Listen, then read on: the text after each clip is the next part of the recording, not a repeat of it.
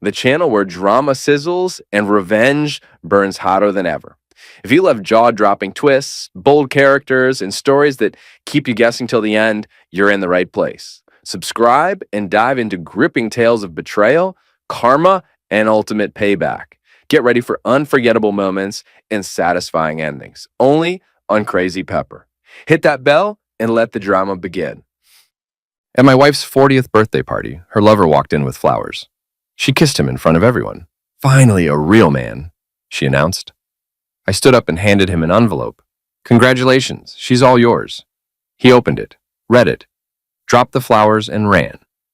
But let me back up. My name is Daniel Vance, and until 3 months ago, I thought I was living a normal life in Millfield, Ohio. I'm a forensic accountant for the State Insurance Commission, the guy who catches people trying to defraud the system. Ironic, considering what I was about to discover about my own life. Eleanor and I had been married 12 years. She worked in public relations for Millfield General Hospital, organizing charity galas and managing their social media presence. To everyone else, we looked like the perfect middle-class couple. 2-story colonial house, matching SUVs, annual vacations to Florida. The cracks started showing when Eleanor's brother Jake moved back to town. Jake Brennan was at everything I wasn't. 6'3", broad shoulders, the kind of guy who dominated every room he entered. He'd been living in California, allegedly working in tech consulting, though he never seemed to have much money. When he showed up at our door with a single duffel bag and a sob story about a failed startup, Eleanor immediately offered him our guest room. "It's just temporary," she assured me that first night, her hand on my shoulder as Jake sprawled across our couch, beer in hand, remote control claimed like territory. "He just needs to get back on his feet." That was 6 months ago.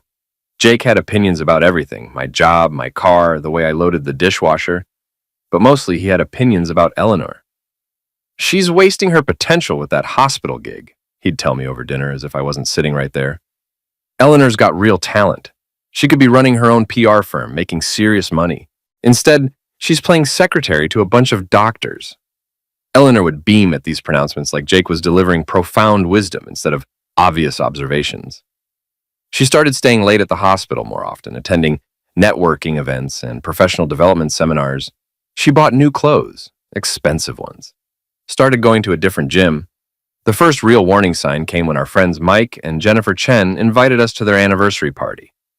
Eleanor spent the entire evening on her phone, texting someone. When Jennifer asked who was so important, Eleanor laughed it off. "Just work stuff, you know how it is." But I had seen the contact name before she could hide it. Marcus. I didn't say anything that night. I should have. 2 weeks later, Eleanor announced she was joining a cancer support group at the hospital. "Cancer support group?" I set down my coffee mug, studying her face. "Eleanor, is there something you need to tell me?" She waved her hand dismissively. No, it's for work. The hospital wants someone from PR to attend, to better understand the patient experience, make our outreach more authentic." It made sense. Eleanor was always taking on extra projects, always trying to prove herself. But something in her tone felt off. Too casual, too rehearsed. The support group meetings were every Tuesday and Thursday evening.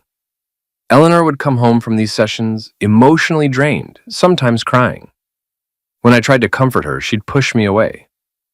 "You wouldn't understand," she'd say. "These people are facing real problems, life and end stuff. It puts everything in perspective." Jake, naturally, had thoughts about this too.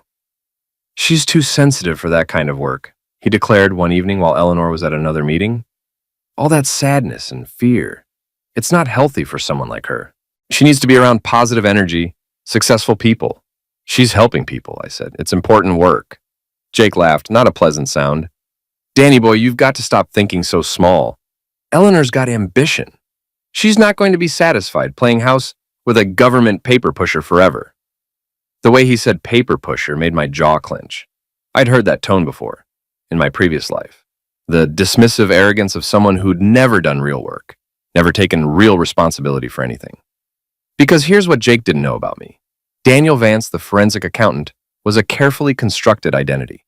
My real background was with a classified intelligence unit called the Auditors. We investigated financial crimes that crossed into national security, money laundering for terrorist organizations, foreign interference in American markets. corporate espionage with international implications. I'd left that world 12 years ago when I married Eleanor, trading adrenaline and danger for stability and normalcy. The auditors had given me a clean background, a legitimate job history, and a promise that my past would stay buried as long as I stayed retired. But old habits die hard. When someone starts setting off my instincts, I pay attention. And Jake Brennan was definitely setting off my instincts. I started with basic research, the kind of thing any concerned brother-in-law might do. Jake's social media presence was oddly sparse for someone his age. His LinkedIn showed a series of short-term consulting gigs with companies I couldn't verify. His credit report, which I accessed through legitimate channels at work, showed unusual patterns, large cash deposits followed by immediate transfers to offshore accounts. Then I dug deeper. Jake's real name was Jacob Marcus Brennan, but he'd been using variations of his middle name for the past 5 years. Marcus Brennan, Mark Brennan, Marcus Cole. Marcus Cole had been married 3 times in the past 8 years. All 3 wives had died within 2 years of marriage. All 3 had been wealthy. All 3 had died of what appeared to be natural causes: cancer, heart failure, complications from diabetes. All 3 had left everything to their grieving husband. The pattern was sophisticated, patient, and absolutely terrifying. Marcus would target women who were already dealing with health issues, gain their trust, marry them quickly, and then help their conditions worsen. Nothing that would show up in a standard autopsy. Nothing that would raise immediate suspicion. But I wasn't conducting a standard investigation. The Tuesday before Eleanor's birthday party, I followed her to her support group meeting. Instead of going to the hospital's cancer center, she drove to a small office building downtown. Through the window, I watched her embrace a man I recognized from the photos in my research file. Marcus Cole. My wife's brother, my wife's lover, my wife's potential butcher. They weren't attending a support group meeting, they were planning. I spent the next week gathering evidence. Financial records showing Eleanor had recently updated her will and life insurance beneficiaries. Medical records indicating she'd been receiving treatments for a condition that didn't exist. And most damning of all, security footage from the office building showing Marcus meeting with 6 other women over the past year. 3 of those women were now dead. So when Marcus walked into Eleanor's birthday party with those roses, when she kissed him and announced he was finally a real man, I was ready. The envelope I handed him contained copies of everything: the death certificates of his previous wives, the financial records, the medical fraud documentation, and a single photograph of him leaving the apartment of his most recent sufferer just hours before she died. But the real kicker was the letter on top, written in my careful handwriting. Marcus, the auditors never forget. You have 24 hours to disappear before this goes to the FBI.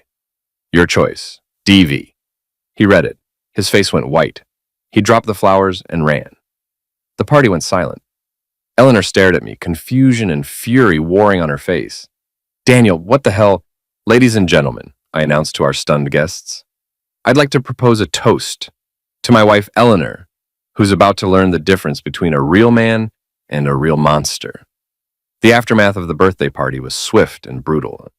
Eleanor screamed at me for 2 hours straight, demanding explanations I couldn't give without revealing sources and methods that would expose my real background. Our friends Mike and Jennifer Chen, Bob and Susan Martinez, Tom and Lisa Webb, all left that night convinced I'd suffered some kind of mental breakdown. By morning, Eleanor had packed a bag and moved in with her friend Roxanne Pierce, a local social media influencer who lived for drama.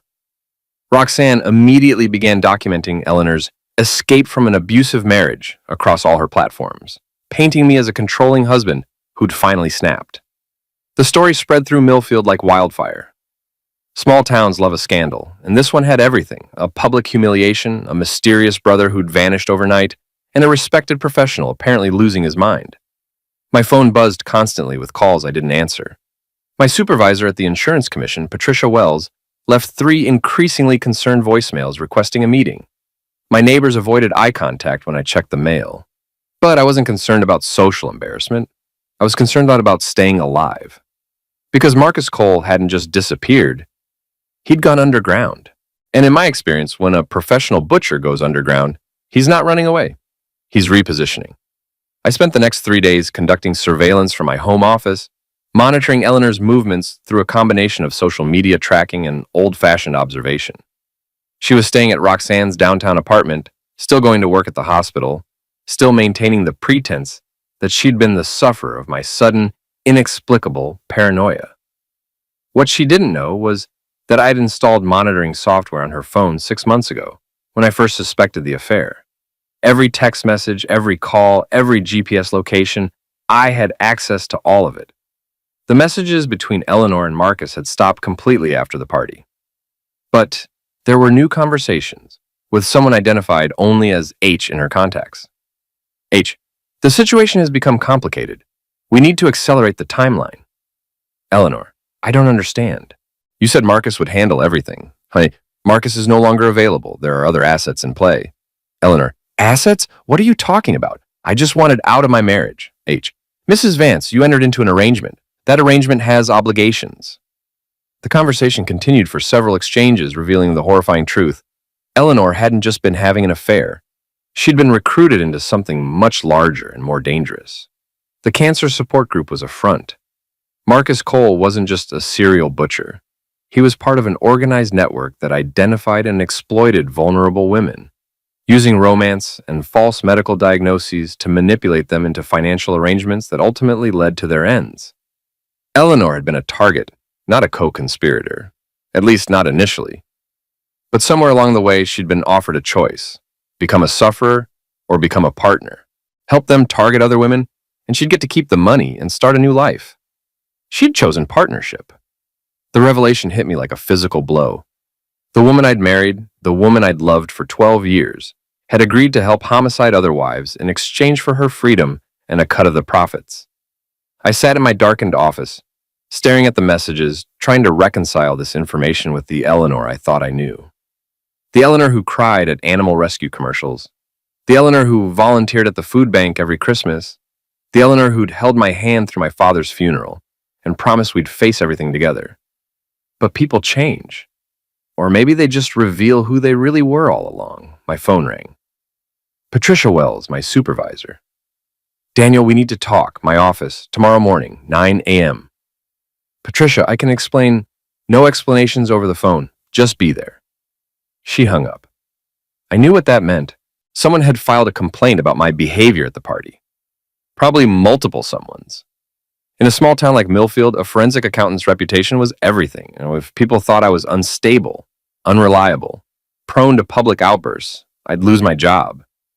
And without my job, I'd lose my access to the financial databases and investigation tools I needed to track down the rest of this network. But there was a bigger problem. The mysterious H who was coordinating with Eleanor. I had a growing suspicion about their identity. The communication patterns, the careful language, the reference to assets, it all felt familiar. I pulled up my encrypted files from my auditor's days, searching through old case reports and personnel files. The auditors had been disbanded 5 years ago following a scandal involving unauthorized domestic surveillance, but the personnel had been scattered to various other agencies. Some had gone to the CIA, some to the FBI, some to private sector security firms, and some had gone rogue. Harrison Webb had been my handler during my last 2 years with the auditors. A brilliant strategist with a talent for psychological manipulation and a complete absence of moral boundaries. He'd been forced out of the agency 6 months before I retired, officially for inappropriate conduct with assets, though the real reasons were classified above my clearance level. If Harrison was running a criminal network using intelligence community methods and resources, it would explain the sophisticated nature of Marcus Cole's operation. It would also explain how they'd found Eleanor, and how they'd known exactly which psychological pressure points to target. But it raised an even more terrifying question. Had they targeted Eleanor because of me? I spent the rest of the night going through old files, looking for connections between Harrison Webb and any of Marcus Cole's previous sufferers. What I found made my blood run cold. Sarah Martinez, Marcus's first wife, had been married to a former NSA analyst before her divorce. Jennifer Walsh, the second wife, had been engaged to a CIA contractor who died in Afghanistan. Rebecca Stone, the third wife, had been the daughter of a retired FBI counterintelligence agent. They weren't just targeting wealthy women. They were targeting women connected to intelligence professionals, women who might have access to classified information, government databases, or professional networks that could be exploited. Eleanor fit the pattern perfectly. Married to a former auditor, working at a hospital with access to medical records and patient information, connected to the local business community through her PR work. They hadn't found Eleanor by accident. They'd been hunting me. The next morning, I drove to the Insurance Commission building in downtown Millfield, a converted bank building that still retained its original marble floors and brass fixtures. Patricia Wells's office was on the third floor overlooking Main Street. Patricia was in her 50s, a career bureaucrat with steel gray hair and the kind of sharp intelligence that made her excellent at her job. She'd hired me 12 years ago based on my manufactured credentials and had never had reason to question my background until now. "Sit down, Daniel." Her voice was carefully neutral. "We have a problem." I sat in the chair across from her desk, maintaining eye contact. "What kind of problem?" "The kind where 3 different people have called this office in the past 2 days, expressing concern about your mental health and professional judgment." She opened a file folder. "Bob Martinez says you publicly humiliated your wife at her birthday party. Jennifer Chen says you've been acting paranoid and erratic for months. Tom Webb says you physically threatened a house guest and made wild accusations about criminal activity." Tom Webb, Harrison's younger brother. I'd forgotten the connection until she said his name. "Patricia, there are things happening that I can't fully explain, but can't explain or won't explain." She leaned forward. "Daniel, you've been with this office for 12 years. You've never had a performance issue, never had a complaint filed against you, never given me any reason to question your judgment. But now suddenly you're having very public confrontations and making accusations about people being criminals with no evidence to support those claims." "There is evidence, if you'll let me show you." "What evidence?" "Because according to Tom Webb, you accused his brother-in-law of being a serial butcher based on nothing more than your own suspicions and internet research." I realized I was trapped. Any evidence I presented would raise questions about how I'd obtained it, which would lead to questions about my real background and capabilities. And if Tom Webb was reporting back to his brother Harrison, then Harrison already knew I was investigating the network. "Patricia, I need you to trust me on this. There are people in danger and—" "No." She closed the file folder. "What I need is for you to take a leave of absence. Get some help. Talk to someone. Figure out what's going on in your personal life and get it sorted out." "A leave of absence?" "Paid leave. 4 weeks. See a counselor, work things out with your wife, and come back ready to do your job professionally." She softened slightly. "Daniel, I'm trying to help you here. There are people calling for your termination. This is the best I can do." I knew arguing would only make things worse. "I understand, thank you." "Good. Clean out your desk today. I'll expect to hear from you in 4 weeks with documentation that you've addressed these issues." I walked back to my office in a daze. 4 weeks of paid leave meant 4 weeks without access to government databases, financial records, and investigation resources. 4 weeks while Eleanor remained connected to a network of butchers who now knew I was onto them. As I packed my personal items into a cardboard box, my phone buzzed with a text from an unknown number. "Mr. Vance, we need to talk. Millfield Park, East Pavilion, 2 p.m. today. Come alone, H." Harrison Webb wanted a meeting. Millfield Park sat on 30 acres of rolling hills overlooking the Tuscarawas River, a remnant of the city's more prosperous past when steel mills and manufacturing plants provided good jobs for working families. Now it was mostly used by joggers, dog walkers, and teenagers looking for secluded places to drink beer. The East Pavilion was a stone structure built in the 1920s, with carved pillars and a red tile roof that had seen better decades. At 2 p.m. on a Wednesday afternoon, it was deserted except for a man in an expensive gray suit sitting on one of the stone benches. Harrison Webb looked exactly like I remembered him. Tall, lean, silver hair, perfectly styled, the kind of man who commanded respect in boardrooms and government offices. He could have been a senator or a corporate CEO. Instead, he was apparently running a network that eliminated women for profit. "Daniel." He stood as I approached, extending his hand as if we were old colleagues meeting for lunch. "You look well. Marriage agrees with you." I ignored the handshake. "What do you want, Harrison?" "Straight to business. I always admired that about you." He gestured to the bench. "Please, sit. We have a lot to discuss." "I'll stand. Suit yourself." He sat back down, crossing his legs casually. "I have to say, I'm impressed by your investigative work. Marcus Cole's background, the financial patterns, the connection between the sufferers. Very thorough. Very professional. Professional enough to put you in prison. Harrison laughed, a genuine sound of amusement. Oh, Daniel. You always were naive about how the world actually works. Do you really think I'd be here, talking to you like this, if I was worried about prison? Then why are you here? Because you've created a problem that needs to be solved. And because despite everything, I have a certain fondness for you. We worked well together in the old days. We worked together catching criminals, not becoming them. Did we? Harrison's expression grew serious. Do you remember the Kozlov operation? The Iranian banker we turned? The Pakistani arms dealer who had that unfortunate accident in Dubai? I remembered. Operations that had existed in the gray areas between legal and illegal, justified by national security concerns, and classified under authorities that no civilian court would ever see. That was different. Was it? We identified targets. We manipulated their personal relationships. We eliminated threats to American interests. The only difference now is that I'm working for myself instead of an ungrateful government that discarded us the moment we became politically inconvenient. The difference is that you're eliminating innocent women. Harrison's face hardened. Innocent? Sarah Martinez was embezzling from her husband's defense contracts. Jennifer Walsh was selling classified information to foreign buyers. Rebecca Stone was running a child exploitation network through her charity foundation. These weren't innocent women, Daniel. They were criminals who happened to be married to men with access to sensitive information. And Eleanor is... He paused, choosing his words carefully. Eleanor is complicated. She's my wife. She's a woman who came to us asking for help eliminating an inconvenient husband so she could start a new life with a substantial insurance payout. Harrison stood, walking to the edge of the pavilion. She approached Marcus at the hospital, Daniel, not the other way around. The words hit me like a punch to the stomach. You're lying. Am I? Check her internet search history from 6 months ago.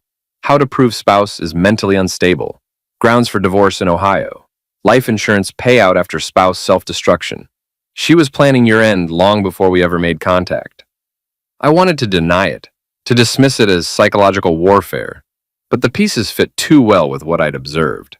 Eleanor's behavior changes, the new clothes and gym membership, the way she'd pushed me away when I tried to comfort her about the support group meetings. Even if that's true, it doesn't justify what you're doing, doesn't it? Harrison turned back to face me. We provide a service, Daniel. We identify women who want their husbands dead, and we help them achieve that goal while simultaneously gathering intelligence on their husband's professional activities. Everyone gets what they want. Except the husbands who end up dead. Husbands who, in most cases, are involved in activities that threaten national security. Your case is unusual because you've been genuinely retired. Most of our targets are still active in various capacities. So this is all about revenge? Getting back at the auditors? This is about survival. When the agency was disbanded, a lot of people lost their careers, their pensions, their futures. The government threw us away like used tissue paper. So we created our own organization, our own funding sources, our own mission parameters. Harrison walked closer, his voice dropping to the conversational tone he'd used during briefings in the old days. Here's what's going to happen, Daniel. You're going to stop investigating. You're going to reconcile with your wife. You're going to resume your normal life and forget this conversation ever happened. And if I don't, then Eleanor's cancer diagnosis becomes real and terminal. The threat was delivered in the same calm, professional tone Harrison had used to discuss eliminating foreign assets. No emotion, no anger, just a statement of operational parameters. You're going to eliminate her anyway. Not necessarily. Eleanor has been useful to us. She has access to hospital records, patient information, social connections throughout the community. She could continue to be useful for years as long as she remains cooperative and her husband doesn't interfere with our operations. What about Marcus? Marcus served his purpose. He's been relocated to a new area of operations. Harrison checked his watch. You have 24 hours to make your decision, Daniel. Reconcile with Eleanor, or watch her die slowly and painfully while you're powerless to help her. He started to walk away, then paused. Oh, and Daniel, your friends the Chens, the Martinezes, the Webbs, they've been very helpful in documenting your recent erratic behavior. It would be unfortunate if something happened to them because of their association with you. After Harrison left, I sat in the pavilion for an hour, staring out at the river and trying to process what I'd learned. Eleanor had approached them first. She'd wanted me dead, not just divorced. The woman I'd loved and trusted for 12 years had been planning my homicide. But Harrison was also a professional liar and manipulator. How much of what he'd told me was true, and how much was designed to isolate me emotionally and psychologically? I needed more information, and I needed allies. My first stop was the Millfield Public Library, where I used their computers to access Eleanor's social media accounts using passwords I'd memorized from watching her type them. Her private messages painted a picture of a woman who'd felt trapped and resentful for years, complaining to friends about my boring job and predictable lifestyle. But there was something else. Medical records, uploaded to a secure cloud storage account I hadn't known existed.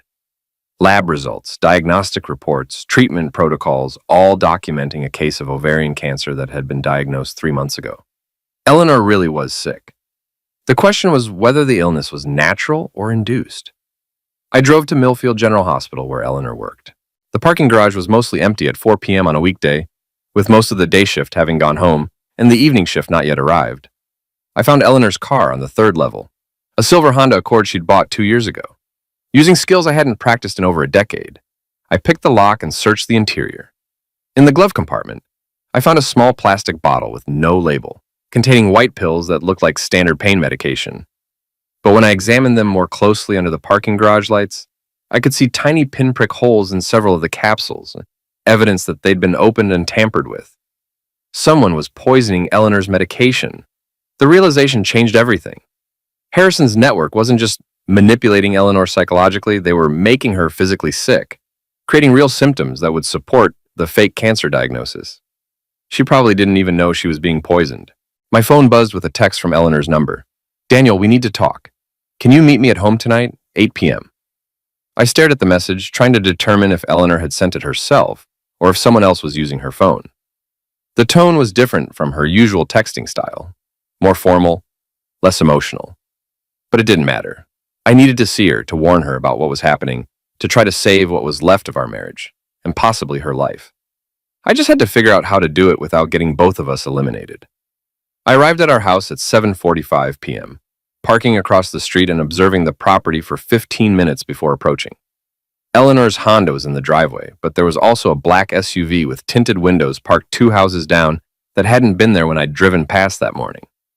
The front door was unlocked, which immediately set off alarm bells. Eleanor was obsessive about home security, always checking locks twice and setting the alarm system even for short trips to the grocery store. "Eleanor," I called out as I entered the foyer. "In the kitchen," came her voice, but something about the tone was wrong. Too steady, too controlled. I found her sitting at our kitchen table, still wearing her work clothes, a navy blue dress and matching blazer that made her look professional and competent. But her face was pale, and there were dark circles under her eyes that hadn't been there a week ago. "You look terrible," I said, sitting across from her. "Thank you. That's exactly what every woman wants to hear." But there was no heat in her sarcasm, just exhaustion. "Eleanor, we need to talk about what's really happening here. Do we? Because from where I'm sitting, what's happening is that my husband of 12 years has lost his mind and is making wild accusations about people I care about." "People you care about?" I leaned forward. "Eleanor, Marcus Cole isn't who you think he is. He's a professional butcher who's eliminated at least 3 women in the past 5 years. That's insane. Is it? When's the last time you talked to him? When's the last time he answered his phone?" Eleanor's composure cracked slightly. He had to leave town suddenly. "Family emergency." "What family? What emergency?" "I don't know the details. It's not my business. It is your business when you're sleeping with him." The words hung in the air between us like a physical barrier. Eleanor's face flushed, but she didn't deny it. "How long?" I asked quietly. "Daniel, how long, Eleanor?" 6 months. Her voice was barely above a whisper. "It started 6 months ago. At the cancer support group that doesn't exist." She looked up sharply. "What do you mean, doesn't exist?" "I followed you, Eleanor. That office building downtown? There's no cancer support group there. It's a front for something else entirely." "You followed me?" Her voice rose with genuine anger. You've been spying on your own wife? I've been trying to save your life. I pulled out my phone and showed her the photos I'd taken of the tampered medication. Someone is poisoning you, Eleanor. Those pain pills you've been taking? They've been injected with something that's making you sick. Eleanor stared at the photos, her face going even paler.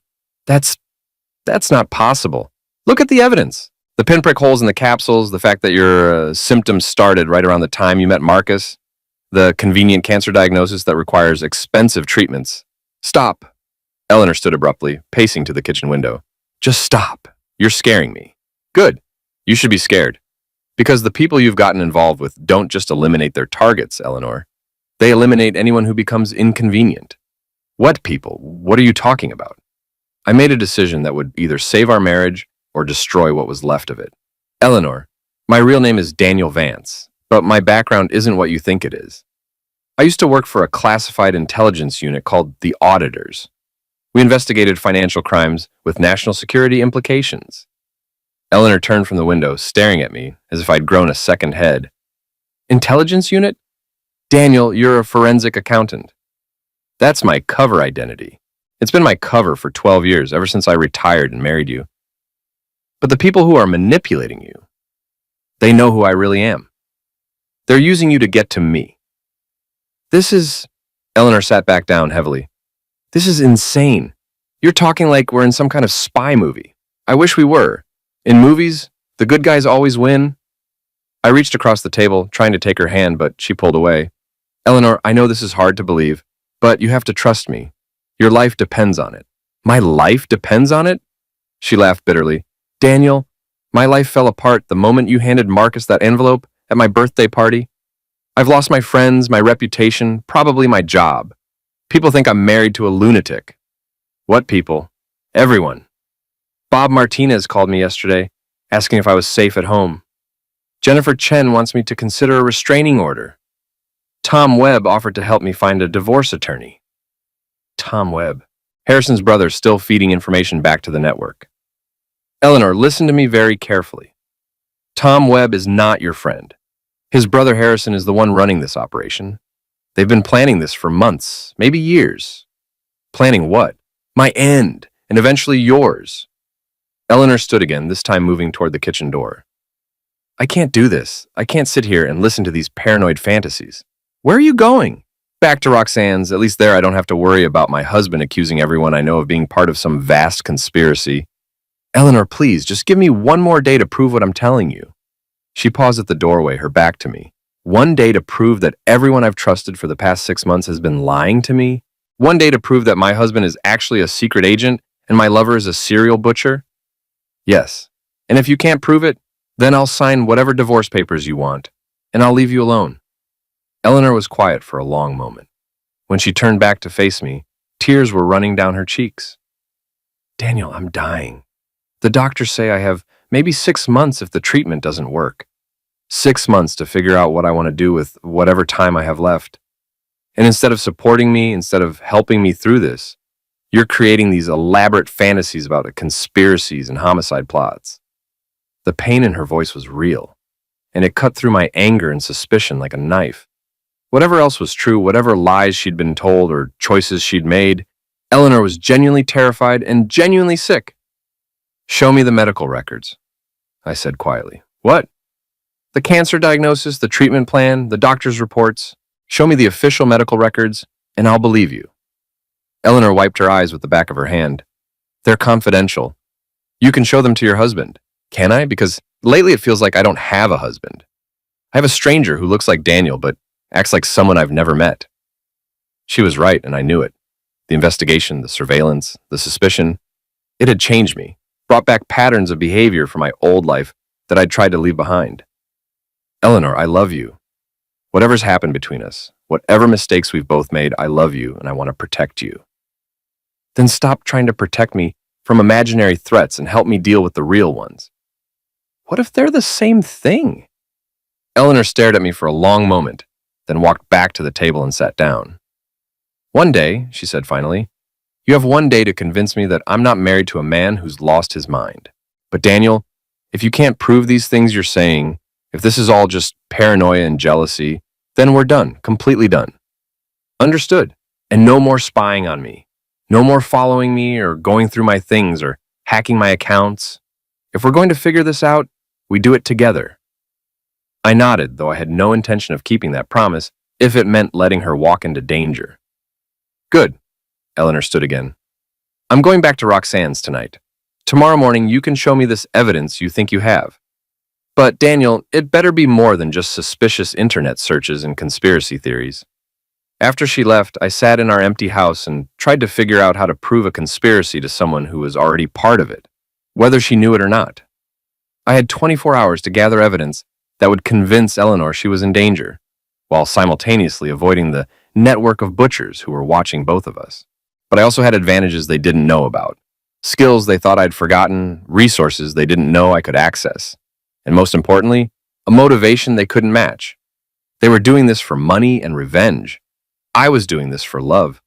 I spent the night at my home office using encrypted communication protocols I hadn't touched in over a decade to contact former colleagues who might still have active security clearances. By dawn, I had confirmation of what I'd suspected. Harrison Webb was running a sophisticated criminal enterprise that had been operating for at least 3 years, with connections to money laundering operations in 6 states and possible ties to foreign intelligence services. More importantly, I had documentation. At 8 a.m., I drove to Roxanne Pierce's downtown apartment, a converted loft space above what used to be a hardware store. Eleanor's Honda was parked outside, confirming she'd spent the night there, as promised. I knocked on the door, and Roxanne answered wearing yoga pants and an oversized t-shirt, her blonde hair pulled back in a messy ponytail. She looked like she'd been up late, probably documenting Eleanor's escape from an abusive marriage for her social media followers. Daniel. Her voice was cold, professional. Eleanor said you might be coming by. Is she here? She's getting dressed. Come in, but I'm warning you. If you start yelling or making accusations, I'm calling the police. The apartment was exactly what I'd expected from a social media influencer. Carefully arranged furniture, professional lighting equipment, and cameras positioned to capture the best angles for video content. Eleanor emerged from the bedroom wearing jeans and a sweater, looking more rested than she had the night before. You said you had evidence, she said without preamble. I set my laptop on Roxanne's coffee table and opened the files I'd compiled. This is Harrison Webb, former intelligence officer currently running a criminal network that targets women married to men with government security clearances. The screen showed Harrison's official personnel photo from his auditor's days, along with classified documents detailing his dismissal from the agency. This is Marcus Cole, real name Jacob Marcus Brennan, professional con artist and suspected serial butcher. I clicked to the next screen showing Marcus's arrest records, marriage certificates, and death certificates of his previous wives. Eleanor stared at the information, her face growing pale. Where did you get this? Sources I can't reveal without compromising ongoing investigations. It was a lie. I'd obtained most of the information through illegal database access, but it sounded official enough to be credible. Ongoing investigations? Roxanne leaned forward, suddenly interested. Are you saying Eleanor's been involved with criminals? I'm saying Eleanor's been targeted by criminals. I clicked to the next screen, showing financial records that traced money transfers between shell companies connected to Harrison's network. They identify women married to men with valuable professional access, then use romance and manufactured medical crises to manipulate them into cooperation. Manufactured medical crises? Eleanor's voice was barely above a whisper. I showed her the laboratory analysis I'd commissioned overnight, using contacts from my old life who could run tests without asking questions. The medication you've been taking has been contaminated with low-level toxins that mimic cancer symptoms. You're not dying, Eleanor. You're being slowly poisoned. Eleanor stared at the lab report, her hands shaking. This can't be real. It's real! The question is, what are we going to do about it? Roxanne had been unusually quiet during my presentation, but now she spoke up. This is all very dramatic, Daniel, but how do we know any of this is legitimate? You could have created these documents yourself. It was a reasonable question, and one I'd anticipated. Call the FBI field office in Cleveland. Ask to speak to Agent Sarah Martinez. Tell her you have information about Operation Black Widow. Operation Black Widow was the code name I'd invented for Harrison's network. But I was gambling that the FBI had been tracking similar patterns and would recognize the significance of the information. Eleanor looked up from the lab report. If this is true, if I've really been poisoned, then Marcus was never your lover. He was your executioner. The words hit her like a physical blow. Eleanor doubled over, clutching her stomach, and for a moment I thought she was going to be sick. Then she straightened up, and I saw something in her eyes I hadn't seen in months. Clarity. What do you need me to do? I need you to help me expose the entire network. But Eleanor, once we start this, there's no going back. These people eliminate anyone who threatens their operation. They were going to eliminate me anyway, weren't they? Eventually, yes. Eleanor stood up, walking to the window that overlooked Main Street. How many other women are there? How many other wives are being targeted right now? Based on the financial patterns, probably a dozen active cases across 3 states. And if we don't stop them, they'll all die and their husbands will be blamed for their passings or disappearances. Eleanor turned back to face me. Then we stopped them. Roxanne had been recording our conversation on her phone, which was exactly what I'd hoped she would do. Roxanne, I need you to upload that video to every social media platform you have access to. Make it go viral. Why? Because the best protection we have right now is publicity. If this story spreads fast enough, it becomes too big for Harrison's network to contain through violence. Eleanor walked back to the coffee table and picked up my laptop. Show me everything, every document, every piece of evidence, every connection you found. For the next 2 hours, I walked Eleanor and Roxanne through the entire conspiracy. The financial networks, the sufferer profiles, the methods used to target and manipulate the women, and the ultimate goals of the operation. By the time I finished, Roxanne's video had been viewed over 50,000 times and was being shared across multiple platforms. My phone rang. Agent Sarah Martinez, FBI. Mr. Vance, I understand you have information about a criminal network targeting military and intelligence families. I do. How quickly can you get to Millfield, Ohio? I'm already en route. We've been tracking similar patterns for 18 months, but we haven't had anyone willing to come forward with direct evidence. Well, you do now. Mr. Vance, I need to warn you, if this network is as sophisticated as you're suggesting, coming forward puts you and your wife in immediate danger. We're already in danger. At least this way, we're fighting back. After I hung up, Eleanor sat down next to me on Roxanne's couch. Daniel, I need to tell you something. What? 6 months ago, when I first met Marcus, I was angry at you. Angry at our marriage, angry at my life, angry at feeling trapped and invisible. She took a deep breath. When he started paying attention to me, making me feel special and desired, I wanted to believe it was real, even when part of me knew it was too good to be true. Eleanor, let me finish. When they told me about the cancer, when they said I only had months to live, it felt like permission to do things I'd never done before. To take risks, to be selfish, to prioritize my own happiness for once. You weren't selfish. You were manipulated. I was both. And Daniel, there's something else you need to know. She pulled out her phone and showed me a text conversation I hadn't seen before. Marcus, your husband is more dangerous than you realize. He's not just a forensic accountant. Eleanor, what do you mean? Marcus, he used to work for a classified intelligence unit. He has skills and connections that make him a threat to people like us. Eleanor, people like us, Marcus. People who want to disappear and start over somewhere new. The conversation continued for several exchanges, revealing that Marcus had told Eleanor about my real background, weeks before I'd revealed it myself. He'd used that information to convince her that I was the real threat, that I would use my government connections to track her down and punish her if she tried to leave. He told me you'd never let me go, Eleanor said quietly, that you'd use your intelligence training to hunt me down no matter where I went. He said the only way I could ever be free was if you were gone. And you believed him? I was dying, Daniel, or at least I thought I was. When you're facing end, you'll consider options that would never occur to you otherwise. Eleanor's phone buzzed with a text from an unknown number. Mrs. Vance, you have 1 hour to cease all cooperation with law enforcement and retract your public statements. Failure to comply will result in immediate consequences for you and your associates. I showed the message to Roxanne, whose face went white. They're threatening us? They're desperate, which means we're winning.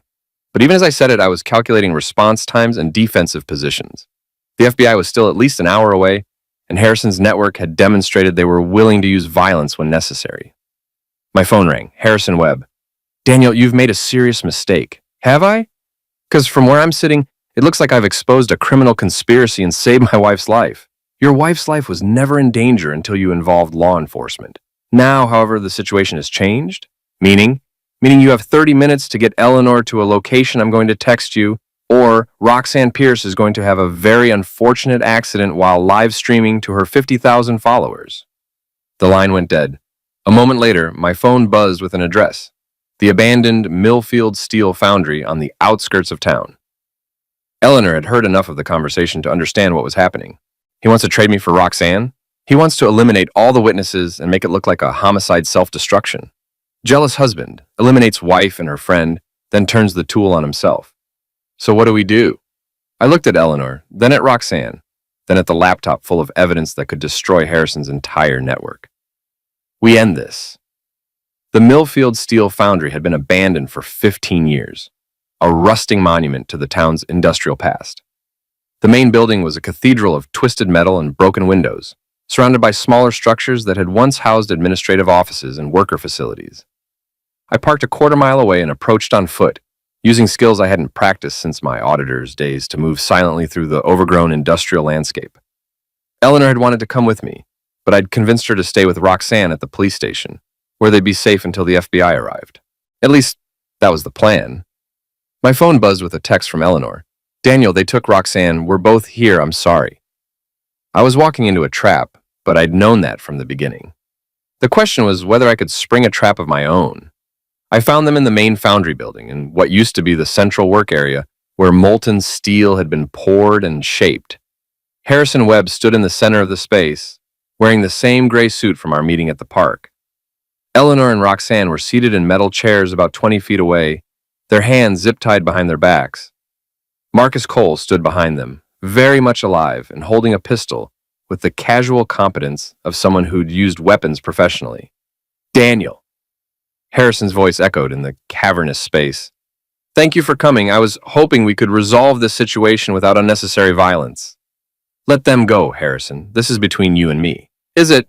Because from my perspective, this is about a criminal network that's been exposed to federal law enforcement, which creates problems for a lot of people. I walked closer, keeping my hands visible, and my movements slow and non-threatening. How many people, Harrison? How big is this thing really? Bigger than you imagine. The women we target, the intelligence we gather, the money we generate, it all feeds into something much larger than a simple homicide-for-hire scheme. Foreign intelligence? Harrison smiled. You always were perceptive. Yes, foreign intelligence. Specifically, a joint operation between Russian SVR and Chinese MSS to identify and exploit vulnerabilities in American intelligence networks. The revelation hit me like a physical blow. This wasn't just about money or revenge. It was about espionage on a massive scale. The women are just cover, I said, understanding flooding through me. The real targets are their husbands. Exactly. We identify intelligence professionals who have access to sensitive information, then use their wives to gain access to their homes, their computers, their professional networks. Sometimes we extract information directly. Sometimes we simply eliminate threats to ongoing operations. And I was a threat. You were retired, Daniel, but you still had contacts, still had access to classified databases, still had the skills to uncover operations like ours. When we learned you were living quietly in Ohio, married to a woman with access to medical records and social networks, you became a priority target. Eleanor spoke up from her chair. You used me. We gave you what you wanted, Marcus said, his voice cold and professional. Freedom from a boring marriage, excitement, the attention of an attractive man who made you feel special. You poisoned me. We gave you a reason to feel special.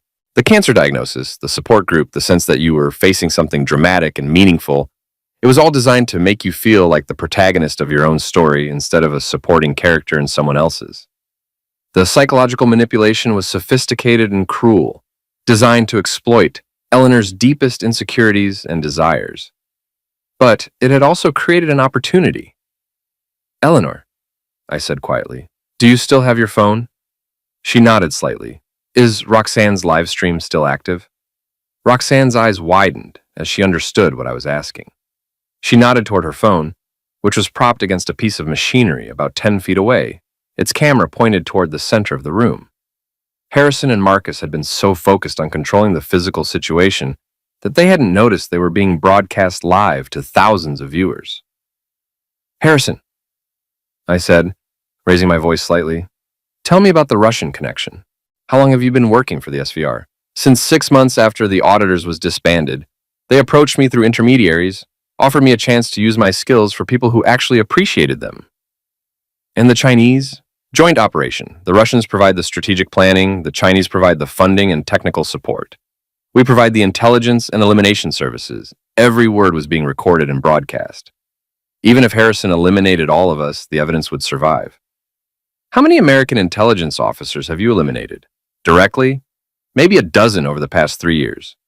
Indirectly, through information we've provided to our foreign contacts? Probably 50 or 60. Marcus shifted nervously. Harrison, maybe we should... Should what? We're past the point of containment, Marcus. The only option now is elimination and extraction. Harrison pulled out his own weapon, a compact pistol that looked military issue. I'm sorry it's come to this, Daniel. I genuinely hoped we could find a way to work together. We could have, 12 years ago, when we were both working for the same country. Countries change, Daniel. Loyalties change. The America we serve doesn't exist anymore. Maybe not, but the people we swore to protect still do. I'd been slowly moving closer during our conversation, using the same techniques I'd learned for approaching hostile subjects in the field. Now I was within 10 feet of Harrison, close enough to make a move if the opportunity presented itself. The opportunity came when Eleanor suddenly screamed. It wasn't a scream of fear or pain. It was a deliberate distraction, timed perfectly to coincide with Marcus turning slightly to look at her. In that split second of divided attention, I launched myself at Harrison. We went down hard on the concrete floor, his pistol skittering away into the darkness. Harrison was older than me, but still in excellent physical condition, and he fought with the vicious efficiency of someone who'd eliminated before. But I was fighting for Eleanor's life, and that gave me an edge he couldn't match. The fight lasted maybe 30 seconds. When it was over, Harrison was unconscious, and I was standing over him with his pistol in my hand. Marcus had his weapon pointed at Eleanor's head. Drop it, Daniel. You drop it, Marcus. Or Jacob. Or whatever your real name is. I'll eliminate her. No, you won't. Because if you eliminate her, you lose your only leverage. And if you lose your leverage, I put a bullet in your head and walk away. Marcus's hand was shaking slightly. He was a manipulator and a poisoner, not a gunfighter. Direct confrontation wasn't his strength. Besides, Shanan, I continued, you're being live streamed to about 20,000 people right now. You really want to commit homicide on camera? Marcus glanced toward Roxanne's phone, and in that moment of distraction, Eleanor threw herself sideways off the chair. The zip ties had been loose enough for her to work her hands free, and she'd been waiting for the right moment. Marcus's shot went wide, and mine didn't. He dropped to the ground, clutching his shoulder and screaming. Not a fatal wound, but enough to take him out of the fight permanently. I cut Eleanor and Roxanne free with a knife I found in Harrison's jacket, then called Agent Martinez to report our location. It's over, I told Eleanor as we waited for law enforcement to arrive. Is it? What about the rest of the network? What about the foreign intelligence connections? That's not our problem anymore. We did our part. Eleanor leaned against me, exhaustion and relief evident in every line of her body. Daniel, I'm sorry for everything. For not trusting you, for believing their lies, for you don't have anything to apologize for. They targeted you because of me, manipulated you because of my background. If anyone should apologize, it's me. We both made mistakes. Yeah, but we're both alive to learn from them. Roxanne had retrieved her phone and was documenting the aftermath for her followers, who were apparently going crazy in the comments section. This is going to be the most viral thing I've ever posted. Good, I said. The more people who see this, the harder it will be for anyone else to cover it up. Agent Martinez arrived 20 minutes later with a full tactical team, paramedics, and enough firepower to handle a small war. Harrison was taken into custody after being treated for a concussion. Marcus was transported to the hospital under guard. Over the next 6 hours, Eleanor and I gave detailed statements about everything we'd experienced and witnessed. The evidence we'd gathered, combined with the live-streamed confessions, provided the foundation for what would become the largest counterintelligence investigation in decades. 3 weeks later, I was back at work at the Insurance Commission, though my caseload had been adjusted to focus on international financial crimes. Patricia Wells had quietly arranged for me to receive a commendation for exceptional service to law enforcement, though the details remained classified. Eleanor had been cleared by her doctors, the poisoning had caused no permanent damage, and her recovery was complete. She'd also been offered a new position with the FBI's Sufferer Services Division, helping other people who'd been targeted by foreign intelligence operations. We were having dinner at home, something we'd done every night since the Foundry incident, when Eleanor asked the question I'd been expecting. What happens now? What do you mean? With us? With our marriage? We've been through something that most couples never experience, and I don't know how to process it all. I set down my fork and looked at her across the table. Eleanor, 6 months ago, you were planning to have me eliminated. 3 weeks ago, you saved my life. I think we're even. She laughed, the first genuine laugh I'd heard from her in months. That's a hell of a way to look at marriage counseling. We could try the traditional approach if you prefer. No, I think we've moved past traditional. Eleanor reached across the table and took my hand. Daniel, I love you. I've always loved you, even when I was angry and confused and making terrible decisions.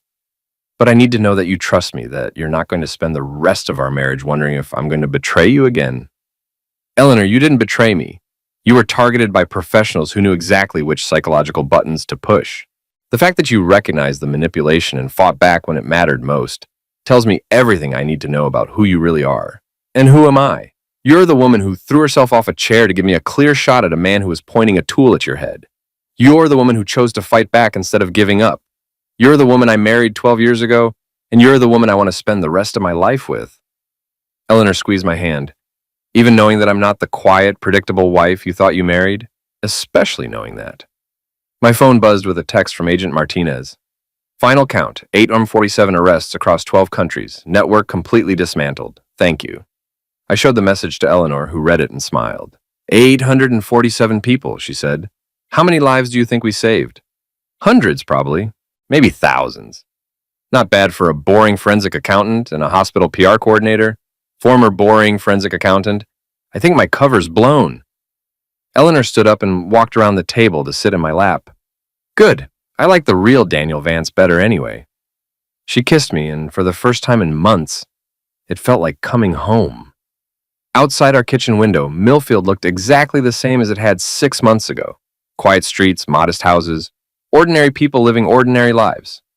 But I knew now that ordinary was just another word for precious, and precious was worth fighting for. Harrison Webb and Marcus Cole were facing life sentences in federal prison. The foreign intelligence networks they'd served were in shambles. The women they'd targeted were safe, and the men they'd planned to eliminate were alive. Eleanor and I had our marriage back, stronger than it had ever been. Game over. And for once, we won. 짜영 씨가 해준 거야. 감사합니다. 저 형은 왜 애들 풍선 쏘지? 몰라? 애들별로 얼마나 써봐야겠다. 거기서 받을 수 있어. 나 마약 게임을 하던데.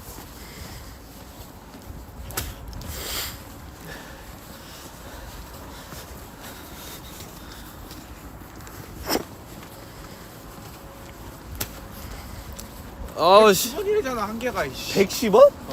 야 그래도 중계 어디야? 이제 110원은 돈이 나오면 많이 싸줄게. 무슨 돈이요? 알바 말하는 거 아님? 알바비? 아 지금 일한 25일에 헐 감사합니다.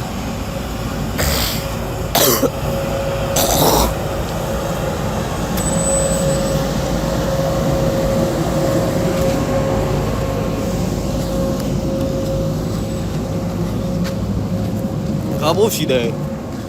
손 존나 시려. 근데 남한산성은 진짜 고라니랑 멧돼지 아직까지 나오는 거 아시죠?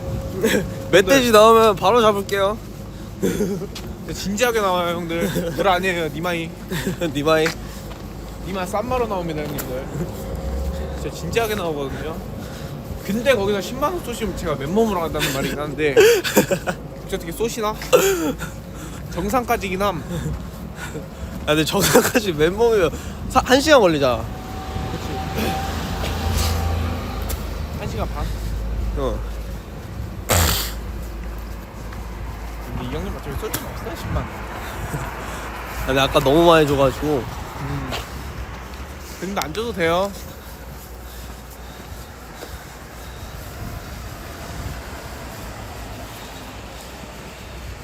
아 아 남한산성 가면 또 노상 갔을 때 그때 생각나는 거 같네. 노상? 예전에 경찰 한번 왔었는데. 경찰 왔어? 올라왔어? 어 그 사람도 등산했어 경찰분도? 아니지. 잡으러 갔다가 놓쳤어. 멧돼지로 변신했지. 지랄. 예, 치킨 마요 덮밥씨. 요즘 등산 가거든요. 치킨 마요도 밥 들어왔어? 어. 형님. 지금 청계의 맨몸 등산님. 예. 형님 청계하면 맨몸 등산이긴 함. 남한산성. 메이커 잠바 입었죠? 뭐래? 몰라. 할 말이 없나 봐. 잠바 얘기. 형님 뭐 잠바에서 브랜드예요? 제가 그런가 봐. 추천 한 번씩만 눌러줘요.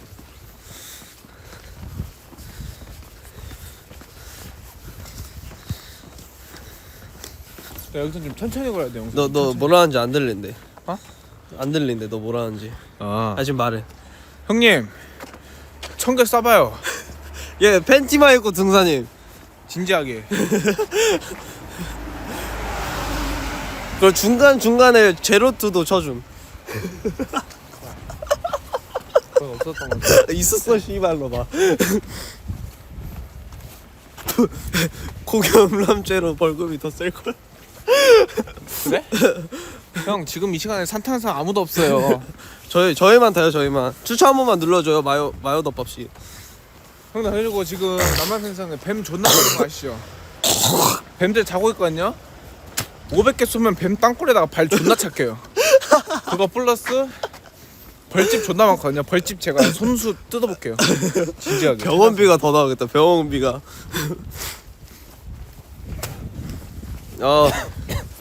아 씨발 입고 언제 가? 아. 나비 뭐했다. 아 무릎 왜 이렇게 아프냐? 아까 그 고양 자세 때문에. 그러니까 아이, 딛고 씨발. 왜 한마디 해. 한 번 더 해주세요. 형님들 지금 오신 분들 추천 한 번씩만 부탁드릴게요. 예. 추천 누르면 누르는 거지 뭐. 누르는 거지. 씨발 야 이러고 나가는 건 뭐 너무한 거 아니야? 나왔어? 응. 어쩌다 얘돈 없는 새끼. 말을 씨발. 아 근데 지금 추워가지고 상관없어요. 지금 존나 추워. 뭐가? 내복 입으면 등산하면 땀 엄청 많이 나지 않아? 형님 저 이미 땀 존나 났어요. 짜장이 형. 지금 씨발 등이 짜장됐어? 아 재밌어.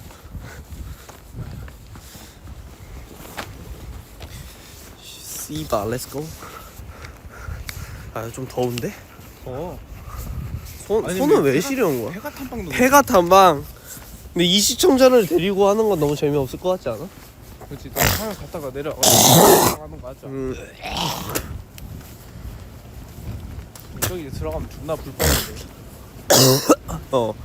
다 부시고 있어.